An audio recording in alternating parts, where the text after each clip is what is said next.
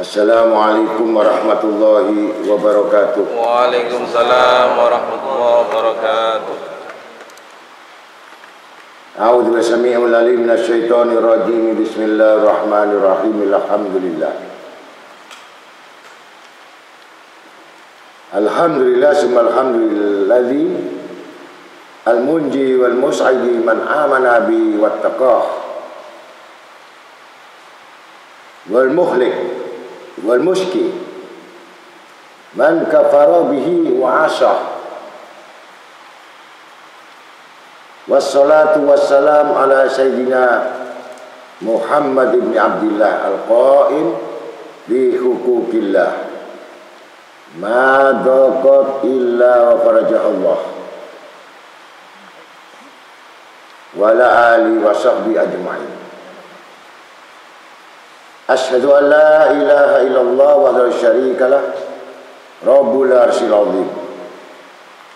Wa asyhadu anna sayyidana Muhammadan abduhu wa rasuluh imamul anbiya wal mursalin.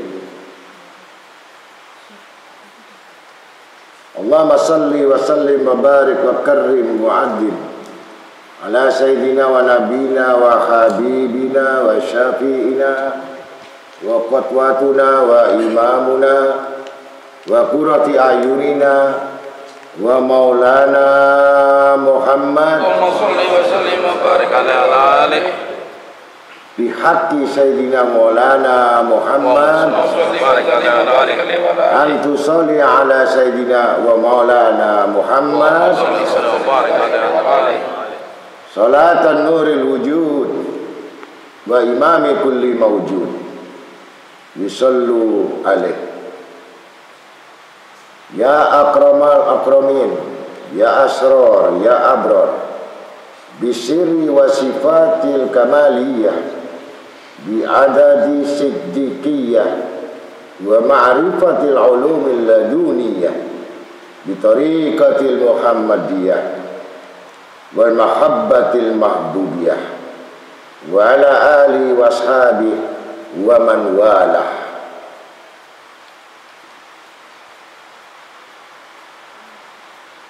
Wa tabahudah min sa'iri ibadillah amma ba'd. Ma'asyiral muslimin rahimakumullah.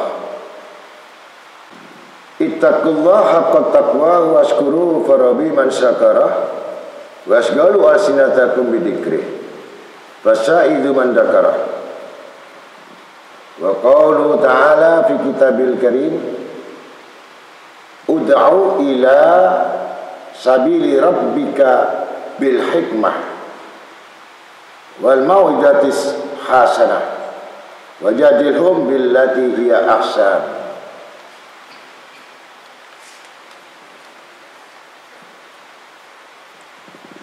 Wa qala Nabi sallallahu alaihi wasallam man sanna sunatan hasanatan falahu ajruha wa ajru min amila biha ila yaumil qiyamah wa man sanna sunatan sayi'atan fa alaihi wijruha wa wijruhu man amila biha ila yaumil qiyamah. Sadaqallahul azim wa rasuluh. Ma'asyiral muslimin rahimakumullah. Alhamdulillah, kita sudah menginjak kepada bab-bab. Setiap bab pembelajaran dengan ilmu-ilmu yang terus mengalir, yang tidak putus-putusnya, seperti halnya umur yang sampai akan datang waktunya kita menghadap kepada Allah Rabbul Alamin. Inilah orang-orang yang selalu memperbaiki, yang mana memperbaiki hubungan dengan Allah, niscaya akan diperbaiki oleh Allah hubungan yang baik terhadap manusia. Dan barang siapa yang betul-betul memperbaiki hubungan akhiratnya dan tujuan akhiratnya, maka Allah Ta'ala menjanjikan Allah akan menjamin hubungan dengan dunianya. Artinya diberikan rezeki yang gak disangka-sangka. Itulah keutamaan orang yang duduk di majelis. Mereka tidak akan sadar, tidak akan tahu keutamaannya. Dia sudah memulai memperbaiki hubungan dengan Allah, sekaligus dia memperbaiki hubungan akhiratnya. Ini yang termasuk golongan murid yang betul-betul ingin selamat, bukan murid yang hanya mengikuti arah angin. Apapun yang tidak jelas kehidupan itu, ya pasti akan mendapatkan sesuatu juga nggak jelas kehidupannya. Kalau dia jelas betul datang kepada Allah, datang untuk mengambil warisan Nabi SAW, ngerti atau tidak ngerti, paham atau tidak paham, hanya sami'in, hanya bisa mendengar, itu Allah sudah jamin. Bukan orang yang paham yang bisa mengamalkan dijamin, yang mendengar pun dijamin. Ini harus kita kuatkan akidah ini. Yang tadi sudah saya sebutkan, bahwa orang yang beruntung itu adalah orang-orang yang duduk di majelis.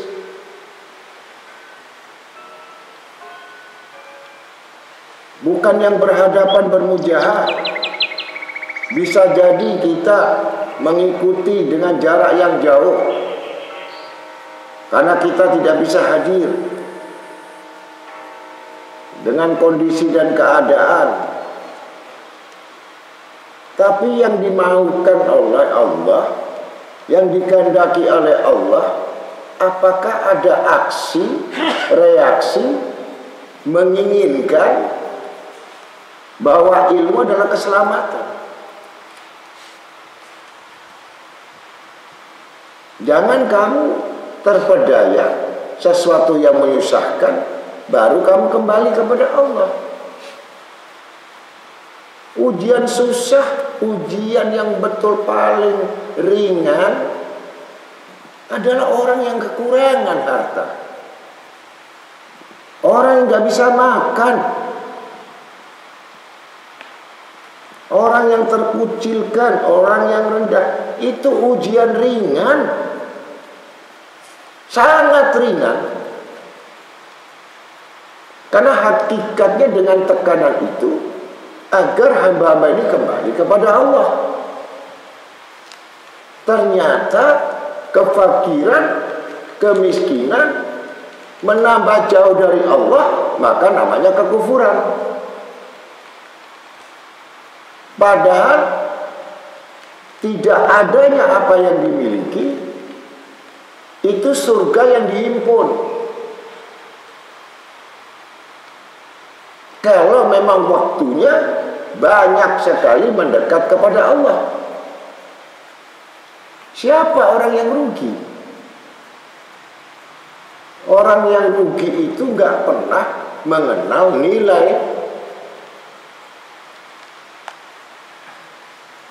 Yang dia hanya tahu nilai itu yang dimaksud amal.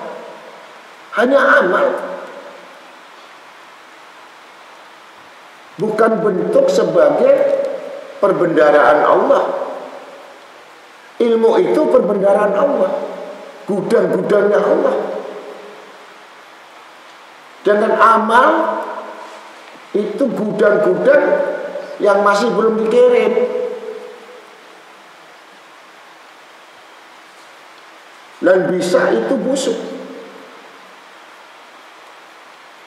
karena tidak diolah dan tidak dikerjakan. Ini yang membahayakan.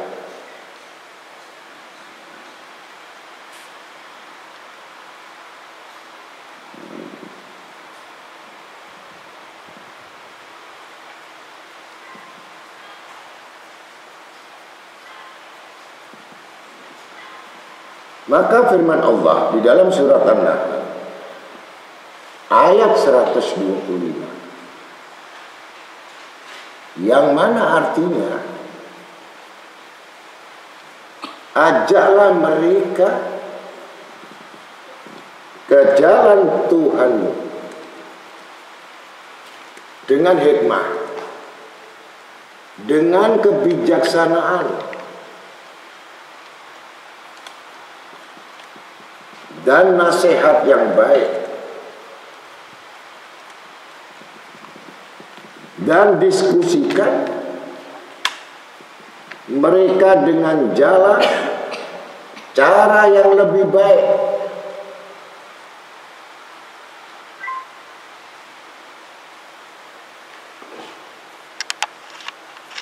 Kita mengajak teman lebih rajin. Yang mengajak enggak rajin. Yang untung yang ngajak. Yang diajak baru mulai. Pahalanya mengalir terus.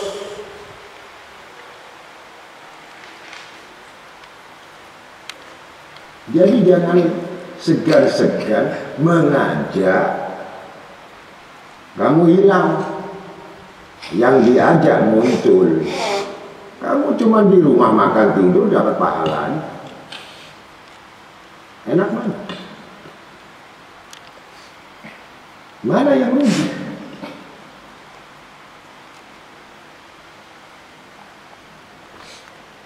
Nah, itu untung.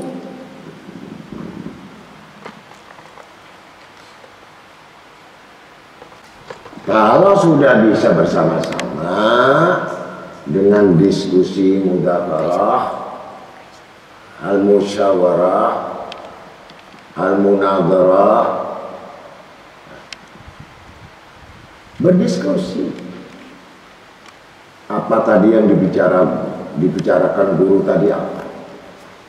Nasihat guru tadi apa?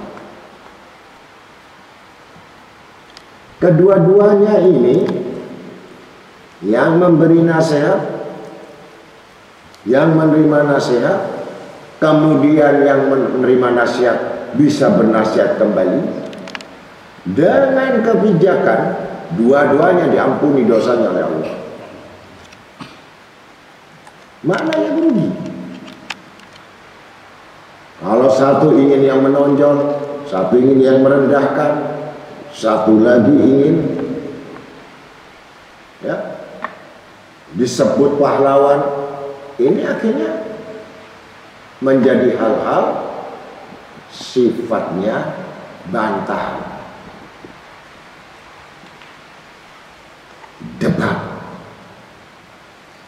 debat inilah yang paling dibenci oleh Nabi Muhammad SAW. Debat inilah yang paling dibenci oleh ulama, oleh para wali-walinya, malaikat pun benci. Karena debat itu sifatnya hanya mempertahankan argumen. egoisnya, idealisnya, agar dipandang dia lebih alim daripada yang didebatnya.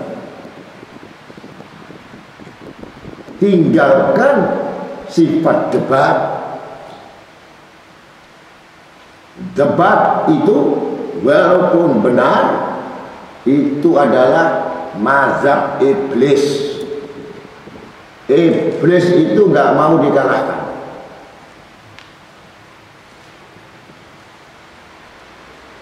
Kalau sudah demikian penyakit itu ada pada manusia, mana yang kalah, mana yang menang, mana yang rendah, mana yang tinggi, dua-duanya adalah pendosa. Tinggalkan permusuhan, tinggalkan debat, tinggalkan pertikaian. Bersabarlah atas apa-apa yang Allah memberikan kepadamu. Disitulah ketentuan yang paling menguntungkan dirimu. Mana untungnya? Yang jelas untungnya kamu meninggalkan debat, kamu dapat kebaikan. Yang kedua, ampunan dosa. Ditambahkan amal kebajikan, orang tuamu menerima ampunannya. Keturunanmu, keluargamu, saudara-saudaramu, famili-familimu yang bertalian nasab,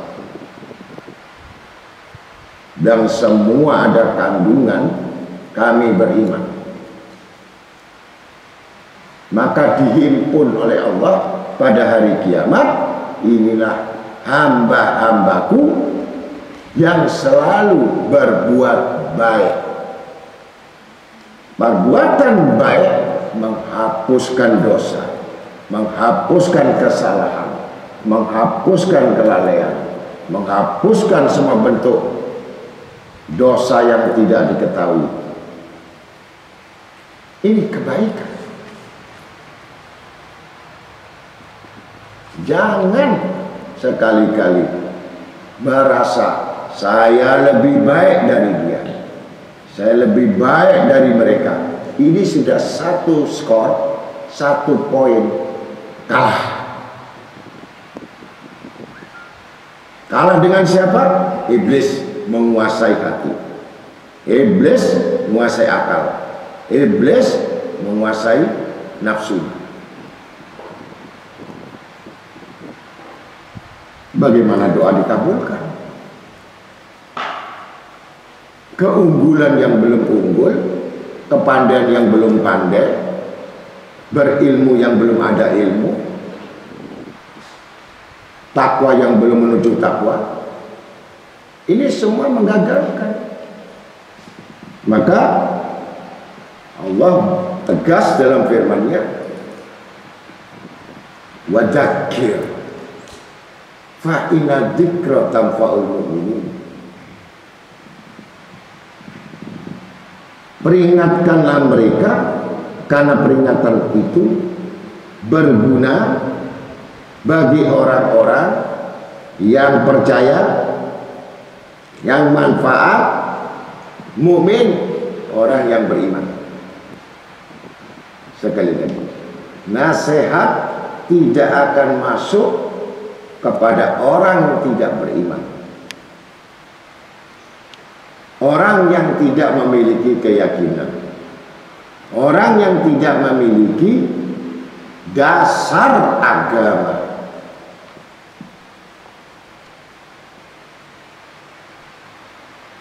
Keimanan tanpa didasari keyakinan, maka adalah seseorang yang berjalan dengan kaki satu.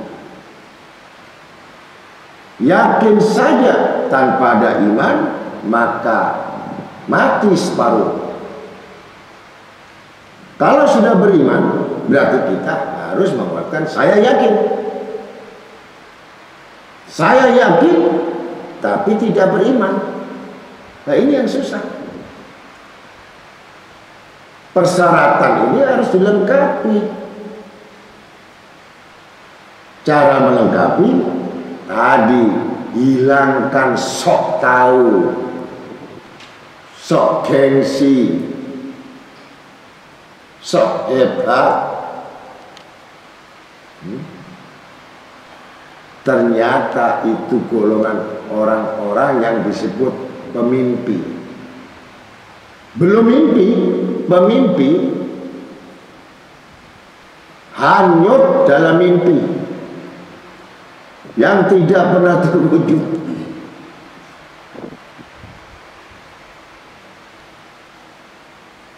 Ini orang jatuh sebelum jatuh, orang gagal sebelum gagal. Karena dia hanya terbawa mimpi. Orang mimpi, orang angan-angan, terserah. Setinggi apapun yang kamu impikan, itu urusanmu. Tapi kamu buang waktu yang tidak menyadari kondisi. Terima apa yang kita milih, terima apa yang ada.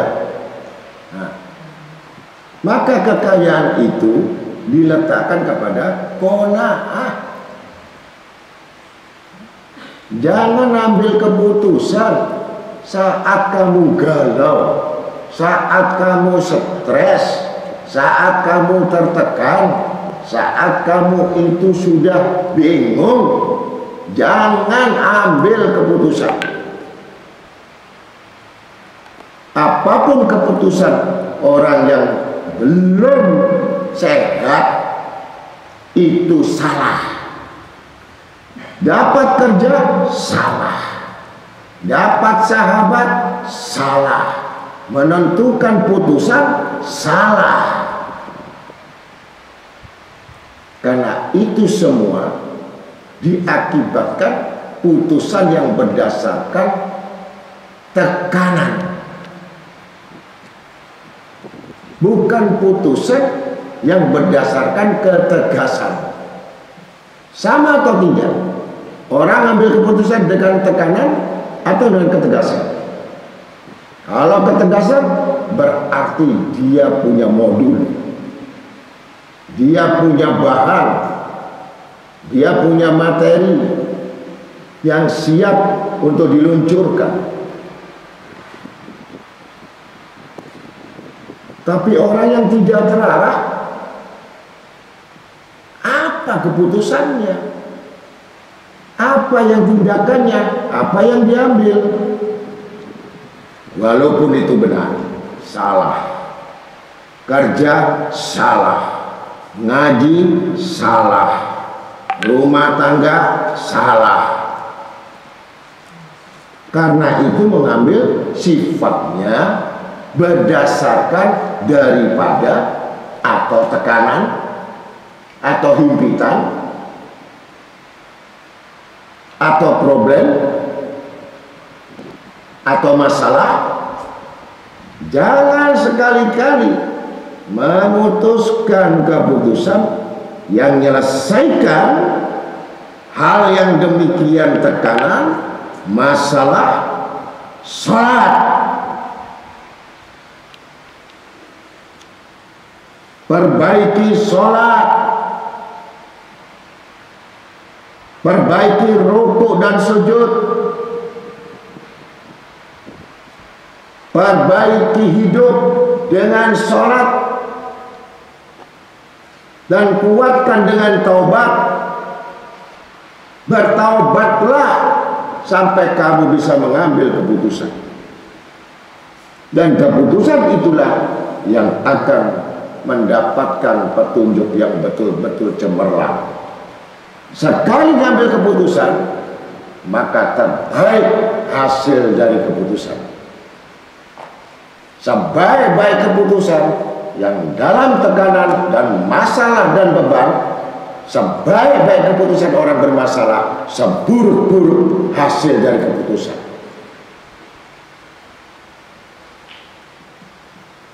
mulai sekarang segala hal apapun dalam bentuk kehidupan, baik itu cobaan yang dari dalam, baik itu cobaan secara lahiriah, baik itu cobaan hati, baik itu cobaan dari permukaan, salatlah yang bisa menentukan bahwa itulah yang bisa membuat solusi.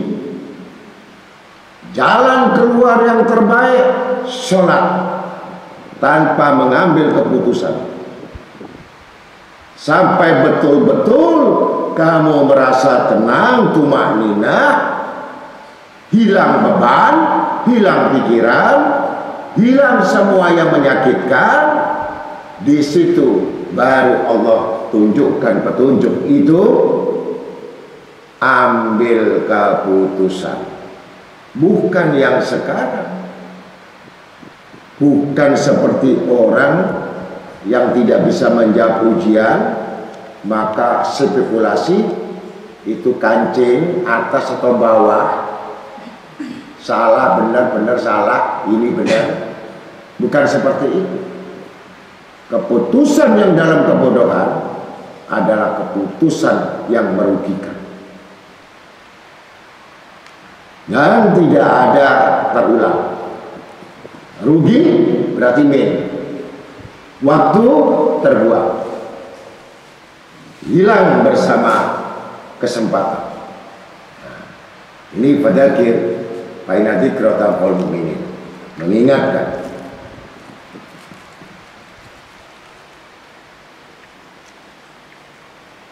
Kalau sudah memahami, maka sabda Nabi SAW, man sana sunatan hasanatan falahu ajruha wa ajru man amila biha ila yaumil qiyamah wa man sana sunatan sayyatan fa alaihi wizruha wa wizru man amila biha ila yaumil qiyamah. Sadaqa Rasul sallallahu alaihi wasallam. Nabi SAW bersabda, barang siapa yang memberi contoh kebaikan, maka ia akan mendapat pahala dari pahala orang yang meniru perbuatannya sampai hari kiamat. Jadi pahalanya itu sampai hari kiamat. Hanya memberikan satu kebaikan yang ditiru, kemudian menyebarkan lagi satu yang dapatkan tadi petunjuk, menyampaikan lagi. Maka mulai titik yang pertama ini kau mendapatkan pahala sampai hari kiamat. Orang yang ketiga menyampaikan lagi dan ditiru lagi, maka dari yang ketiga keempat itu adalah titik yang pertama, pahala sampai hari kiamat. Maka siapakah yang rugi? Tapi kalau dia nggak ikhlas, dia pelit dengan ilmu, pelit dengan amal, pelit dengan petunjuk, maka dia dapat sanksi oleh Allah Ta'ala. Yaitulah orang-orang yang mengatakan dia berilmu tetapi tidak mengajarkan, maka dia termasuk ilmu yang tidak manfaat yang pertama. Yang kedua, maka dia akan dijerumuskan, disungkurkan di api neraka pertama kali sebelum orang lain.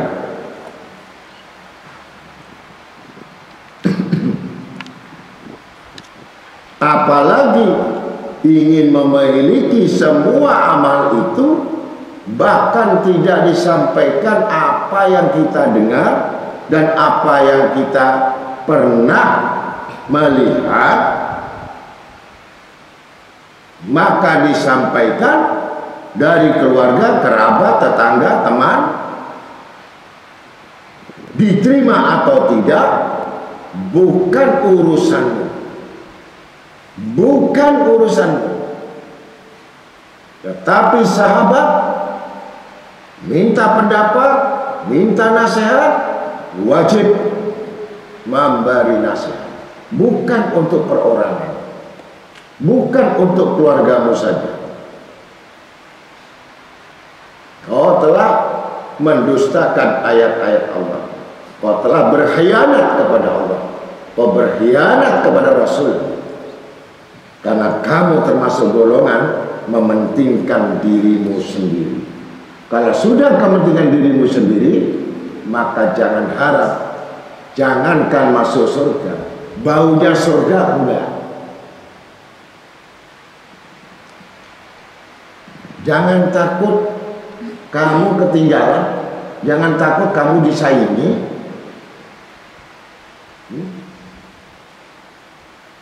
Nanti kalau saya kasih semua, bisa-bisa saya nanti rendah di bawah dia. Ini udah sifat iblis. Tahu sifat iblis? Tidak mau direndahkan, tidak mau tawadhu.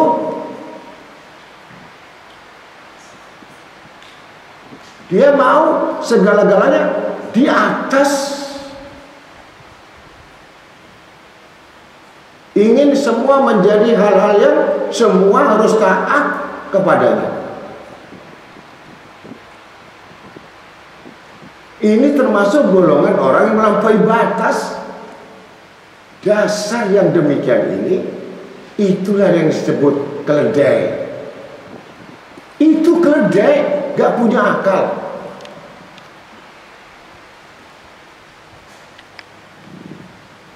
Bahkan Imam Syafi'i rahimahullah berkata, jangan berebut jadi imam. Sekali lagi, jangan berebut jadi imam. Ular itu dipukul tuh kepalanya dulu daripada ekor.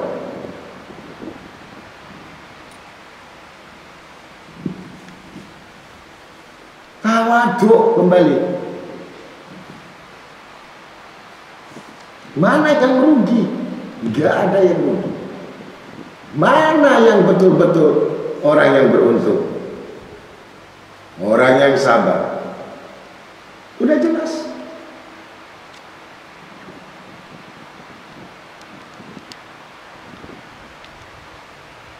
Sebaliknya, dan barang siapa yang memberi contoh keburukan dan kejahatan, maka ia akan mendapat dosa orang-orang yang meniru perbuatannya sampai hari kiamat.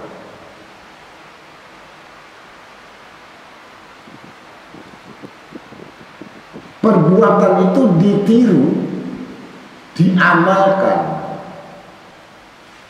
Hobi maksiat, ikut maksiat, dan terus mengajarkan yang lain maksiat. Sejak itu mengalir dosa-dosanya.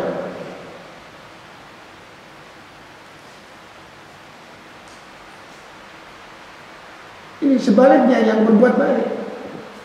Terus yang mengatakan, apakah syaratnya orang yang berbuat baik dan mengamalkan baik, apakah kita harus alim dulu? Apakah kita harus tahu agama dulu? Suci dulu?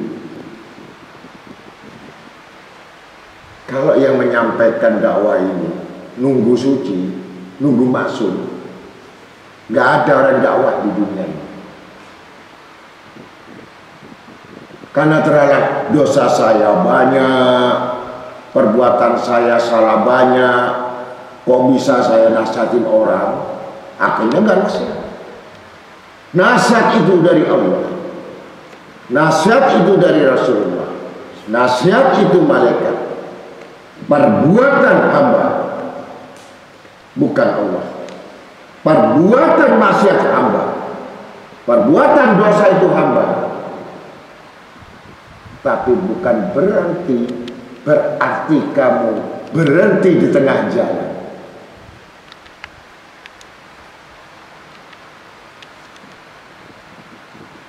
Dosa urusanmu dengan Allah. Sedangkan nasihat ini balik walau ayat. Sampaikan walau kana murah. Walaupun pahit. Nah. Jadi jangan terhalang, saya belum suci, saya belum alim, saya belum khusyuk. Tapi saya mendengar dari guru-guru kami bahwa mengatakan begini. Mari kita, kamu dan saya sama belajar, tapi menyampaikan. Jangan kamu begini karena aku itu kena. Tapi karena menurut pandangan ulama, menurut guru-guru, menurut al-imam, menurut Imam Syafi'i, menurut Abdul Qadir Jailani, bukan menurut aku, bukan menurut Gus Arifi,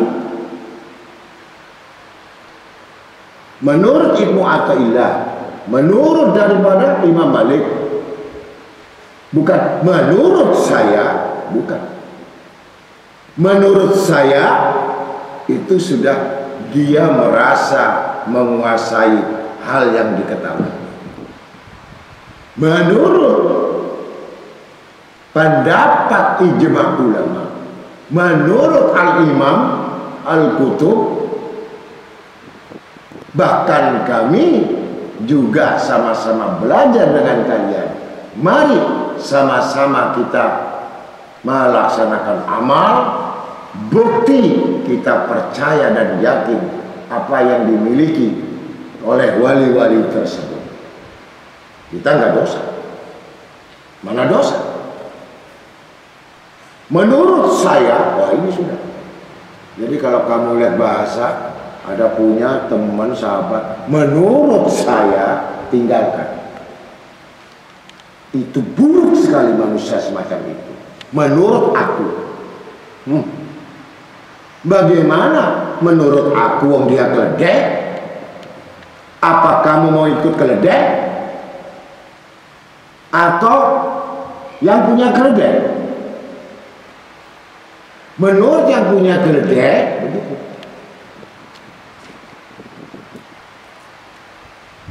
Hati-hati iblis. Kalau sudah masuk berarti aku itu bagian dari api. Api adalah sifat iblis yang tidak mau turun. Dia ingin selalu ingin di atas, alias ingin menonjol dengan segala hal apa yang dimiliki, ingin tampil.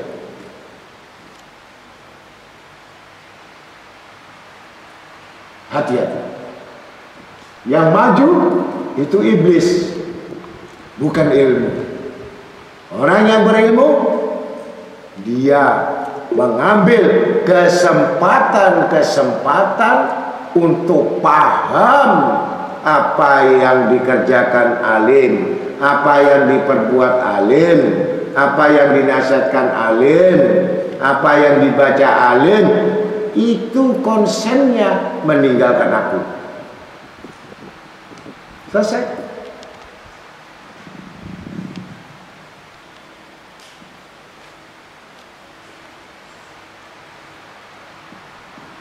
Kenapa yang demikian terjadi?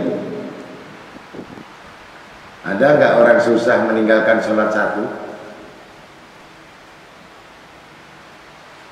Dengan kamu kehilangan 10 juta, dengan sholat yang satu kamu hilang, banyak sedih mana? Sholat yang satu kamu hilang atau 10 juta yang hilang? Tolak ukur. Sedihmu berat kalau meninggalkan sholat. Kamu juga sedih atas kehilangan hartamu yang cuma di tanganmu. Sedangkan kehilangan satu sholat, kehilangan yang paling berharga, yang tidak diketahui karena adabnya, siksanya lebih besar daripada mengganti uang 10 juta.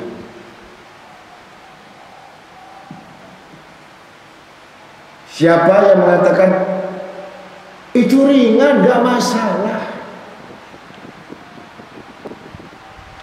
Hidup seperti ini sebenarnya itu sudah keledai.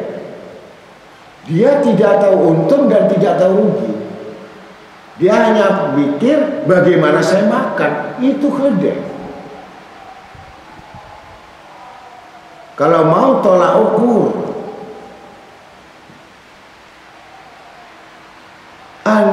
Andai kata ini malam kamu dijanjikan di Malang ambil uang 10 juta.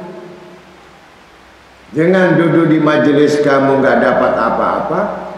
Jujur, milih mana? Kau tidak akan pikir panjang, langsung kamu terbang. Apalagi kondisimu sangat kekurangan. Apalagi kondisimu sangat parah. Pasti kamu mengambil 10 juta itu. Perkara nanti hari Jumat kita mengaji, bisa minggu lain, bisa bulan depan, bisa tahun depan, nggak masalah. Ini yang disebut iman tipis. Kalau doa nggak kabul, kalau sujud lain, ini pertimbangannya. Kalau mau tolak ukur iman, kalau kau dahulukan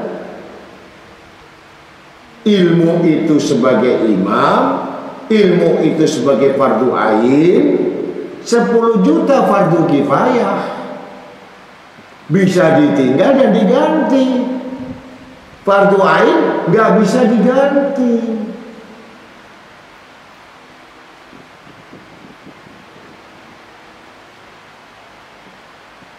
Tapi dibilang dia cinta dunia, marah. Biasa. Kamu ninggalin ngaji itu biasa kok. Kenapa dikatakan biasa? Yang kamu memang gak tahu untungnya. Kamu datang juga gak tahu untungnya. Kamu ninggalin gak tahu ruginya. Orang kalau gak tahu untungnya, gak tahu ruginya, ya gak masalah. Orang gak ngerti kok. Keledai suruh giling gandum berputar-putar, dia pikir keledai sudah jauh jalannya, sudah sampai Jakarta, padahal dia muter balik lagi ujung. Capek, upah, makan, ngandang. Ini keledai.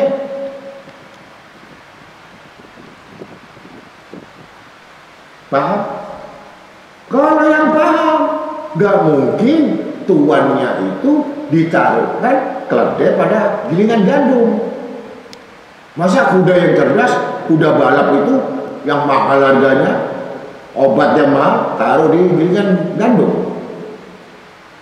Berapa juta US harga satu kuda? Sakit dikit aja, luka dikit aja, bingung yang punya milik kuda. Karena tahu untungnya dan ruginya memelihara kuda. Kalau keledai udah dihitung sama yang punya keledai, ini paling bisa cuma giling gandum, mati juga begitu. Karena nggak punya akal. Nggak pandai, suaranya pun jelek begitu.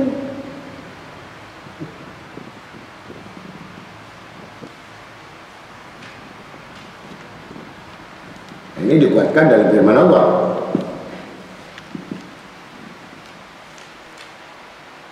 Dalam surat Hud ayat 15-16. Wa qaulu ta'ala fi kitabil karim.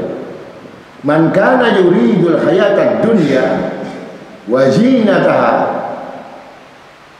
muwafun ilaihim a'malahum fiha wa hum fiha la yunqasun ulaika alladziina laisa lahum fil akhirah ilan nar wa habita ma sana'u fiha wa batilun ma kanu ya'malun.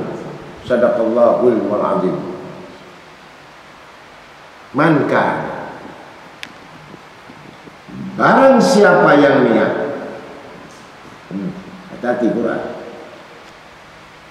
bukan bicara saya, Quran diingat-ingat, masukkan dalam jiwa, akal dan hati, pegangan orang beriman, pegangan kitabullah, jangan meremehkan. Barang siapa yang niat dengan amalnya,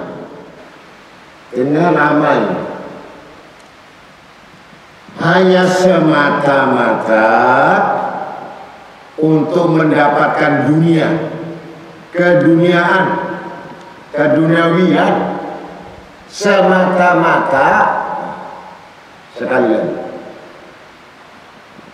menginginkan dunia dan keindahannya. Padahal keindahannya itu rumah mewah, ada kolam renang, mobil Ferrari, Lamborghini, pesawat, ini keindahannya. Kalau Gojek nggak ada.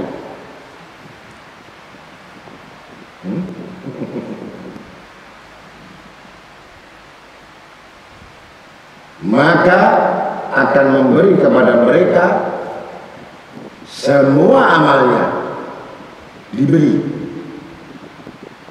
sama Allah, diberi karena semata-mata tahajud untuk dunia, doa untuk dunia, hajat untuk dunia, ngaji untuk dunia, puasa untuk dunia, wirid untuk dunia.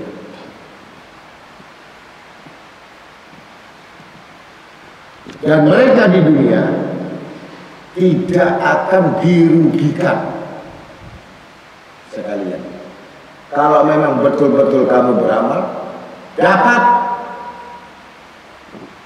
Siapa yang sungguh-sungguh dapat, serius dapat. Kalau memang betul-betul channel B, apa channel B? Amal akhirat. Tidak dirugikan. Mereka itulah golongan yang tidak mendapatkan di akhirat.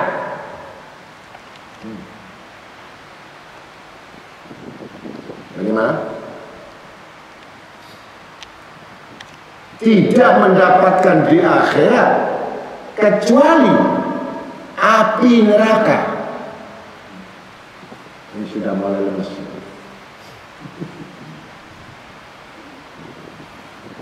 Udah tujuan semata-mata dunia, dengan wiridnya, dengan sujudnya, dengan zikirnya, sukses, lupa Allah.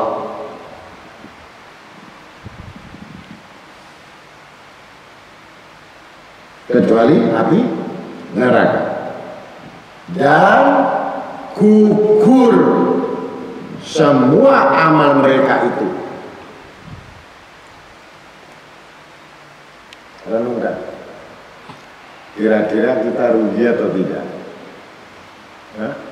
Rugi atau tidak?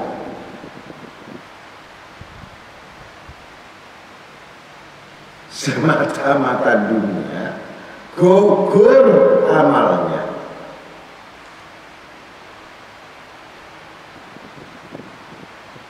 Semua amal mereka itu Bahkan semua perbuatan mereka palsu. Wis paham?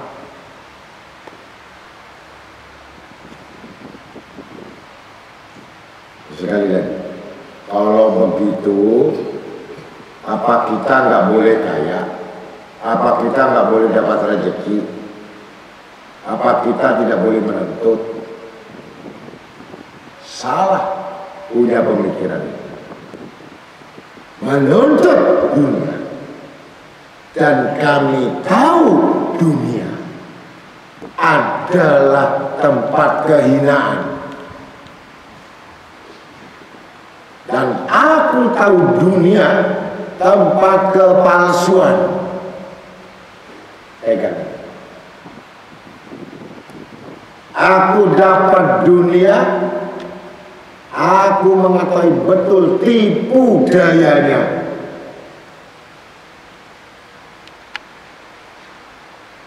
Aku tahu dunia ini sebanyak apapun yang kami dapatkan, kami akan merasakan sampah yang banyak lalatnya. Dan kamu hanya bisa menikmati sedikit. Nikmat dunia qalila, sedikit. Nikmat dunia qalila, nikmatul jannah daiman abada.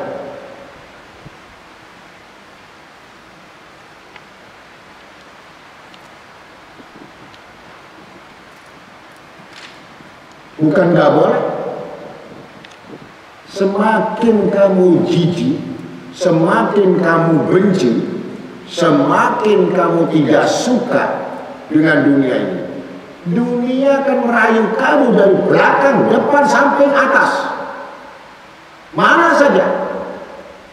Pokoknya berusaha, mudah-mudahan aku diterima. Merayunya dari segala macam. Orang yang punya pendirian, saya tahu tipu dayanya.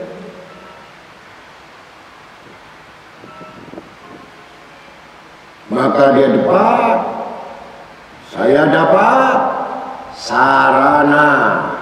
Ngerti sarana? Jembatan, jalan, bukan jaminan. Sekali lagi, bukan jaminan.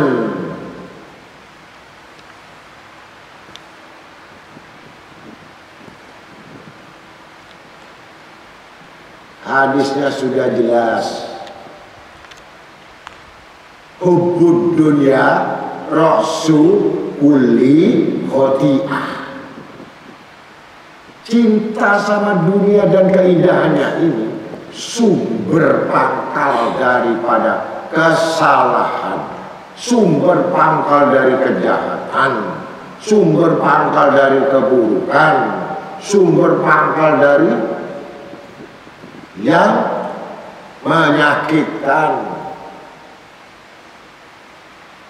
dan tidak pernah terwujud, gak pernah sampai. Saya gak pernah lihat orang yang kaya raya itu kepingin dunia itu gak pernah saya. Tapi saya melihat orang yang melarat-melarat ini, yang kurang-kurang ini, gilanya sama dunia luar biasa.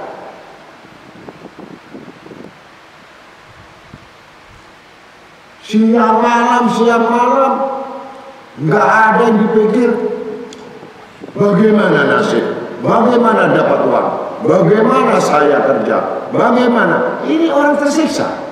Hati-hati. As-sajad, sujud, banyak sujud sampai lupa hajat, sampai lupa keinginan, sampai lupa dunia di benakmu. Karena kamu ditunjukkan keindahan alam yang tidak ada di dunia ini. Pasti kamu mencari sifat manusia ada yang lebih bagus, ada yang lebih indah, ada yang lebih bagus lagi, pasti dia akan berpikir itu daripada apa yang ada. Maka dianggap orang yang bodoh, orang yang kholwat bodoh. Mereka menemukan surga di dalam kamarnya.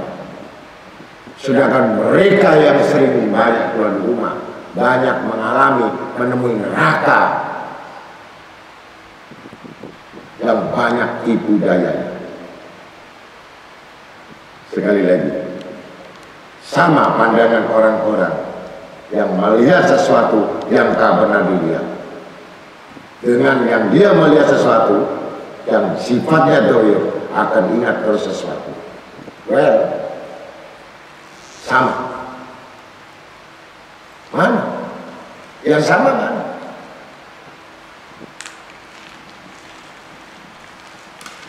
Apalagi yang megang dalil ini, surat Hud 15-16. Ketika hatimu miring untuk mikir dunia, wah salah ini, begitu, nggak benar. Kerja salah, ditawarin kerja ya biasa saja.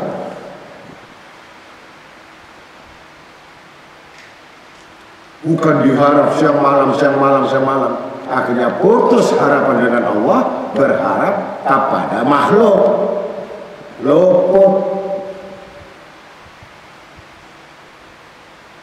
Ini orang sudah nggak punya kendali lagi. Kalau orang nggak punya kendali, berarti nggak jelas perkara hidupnya. Ketika muncul sesuatu yang sangat kuat ini namun, katakan bukan dari Tuhanku. Katakan bukan dari Tuhanku. Ini nafsuku, ini keinginanku, agar aku dipandang lain daripada yang lain. Iblis timbul jenjang sosial. Nah, itu Fir'aun. Fir'aun itu banyak sekarang. Kalau Fir'aun bedanya ngaku Tuhan. Kalau orang yang sombong itu hanya mikir itu aku, tapi nggak berani aku Tuhan. Aku kok, kamu siapa?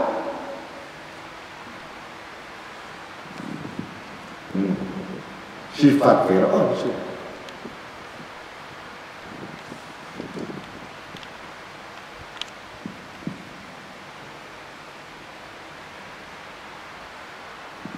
Maka percaya pada hari kiamat. Nah, kalau sudah mempelajari Al-Quran ini, harus percaya pada hari kiamat. Apa yang terjadi di hari kiamat? Susahmu segelintir, paling kamu 3 hari 3 malam nggak makan, nggak susah itu. Kalau di kuburan nggak makan tuh selama-lamanya sampai hari kiamat. Mulai zaman Nabi Adam sampai sekarang nggak makan sampai sekarang. Makannya apa? Darah, nanah, tulang, duri, hancur dia punya mulut. Mendidih dia punya otak, usus keluar dari tubuh, perut diisi kalajengking. Bagaimana kamu percaya hal itu? Sedangkan kamu dikasih susah 1 hari saja, 2 hari saja, rasanya kayak kiamat. Belum kiamat dulu.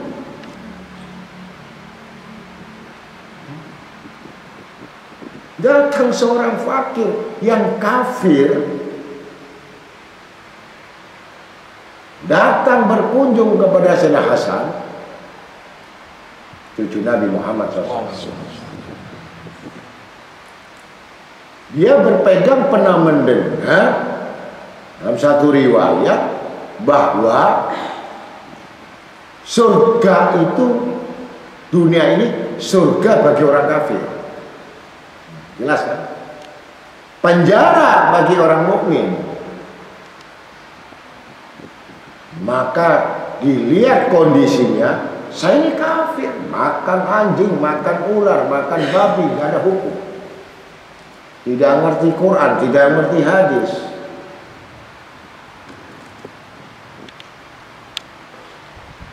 Tapi kenapa saya jadi penjara di dunia ini? Untuk makan besok nggak ada, rumah nggak punya, pekerjaan buntu, rezeki buntu, padahal saya kafir. Kata si orang kafir ini, melihat Sayyidina Hasan duduk di singgasana, kursi dari emas, selop emas, baju emas, mahkota emas, glamor, kanan kiri putri cantik-cantik yang bawa kipas dengan kipas merak. Bagaimana seorang raja datang hanya ingin tahu jawaban.